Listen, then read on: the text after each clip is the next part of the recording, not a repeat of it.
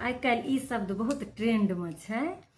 अक्सर लोग के मुँहे सुनबै जे हमर भौज तऽ बड्ड तेज छै, बाप रे बाप, जानै छै, बुझै छै। मतलब कनि जहाँ अपन हक हिस्सा लेल अहाँके ज्ञान बुद्धि रहत, अपन अधिकार लेल अहाँ अपने सक्षम रहब तऽ ओहि व्यक्ति लेल ई वर्डके यूज कयल छै। हमसब एकरा सभ्य भाषामे गारि कहै छी। ई एहन गारि छै जे अहाँके केओ मुँहो पर दऽ देत बहुत आसानीसँ, जे ये अहाँ तऽ बड्ड होसगर छी, अहाँ तऽ बड्ड बुझै छियै। आ अपने कहनाहरि कतेक होसगर रहत, खतरनाक होसगर रहत। हमसब तऽ होसगरो छी तऽ दोसरके अहित नहि सोचै छी। कहलहुँ ने, एतेक अपने उन्नतिमे लागल रहै छी जे साँस लैके फुर्सत नहि रहैए। केओ हार गढ़ेलकै तैयो, केओ हीरा लेलकै तैयो, केओ किछु लेलकै तैयो, कोनो मतलब नहि रहत। अपनामे एतेक अपनामे व्यस्ततामे लागल रहै छी जे नहि, हाँ लेकिन हमरा संगे जे गलत करत ओकर परख जे कऽ लै छी, ई चीज नहि पचै छै।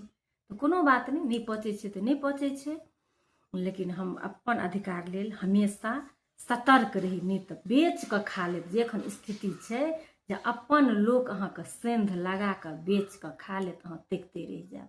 लोक चाहै छै जे किछु नहि बुझो, हर तरहसँ एकरा यूज कऽ लेब, और ई नहि घरके रहै नहि घाटके रहै। तऽ अगर अहाँ बुझै छियै तऽ तेज छी तऽ बढ़िआँ बात छै। तऽ हम तऽ सबके कहै छी जे अपन अधिकार सब अपन बुझियौ। अगर अहाँ लेल दुनिया ठीक अइ तऽ ठीक अइ, नहि गलत अछि तऽ अहूँ ओहने अहूँके बनि जेबाक यऽ, ताकि ओकरा पता चले जे हमरोसँ दुनिया आगू छै। ओ अपने सी अक्षर पढ़ल नहि रहत और ओकरा दावा रहत जे हम बड्ड बुझै छियै। आ जे कॉलेज देखने रहै छै तऽ से ओकरा कखनो अपनामे सकऽ देतै।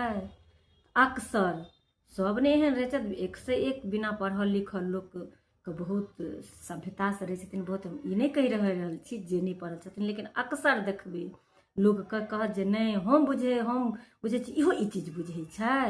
तऽ एहन एहन लोकसँ हटल रही। और ई सभ्य भाषाके गारि हमसब कोइ चीजसँ केहन लागल अहाँ सबके एकटा कमेंट जरूर करब। मिलै छी बहुत जल्दी अगिला वीडियोमे, तब तक ले जय सिया राम, जय मिथिला।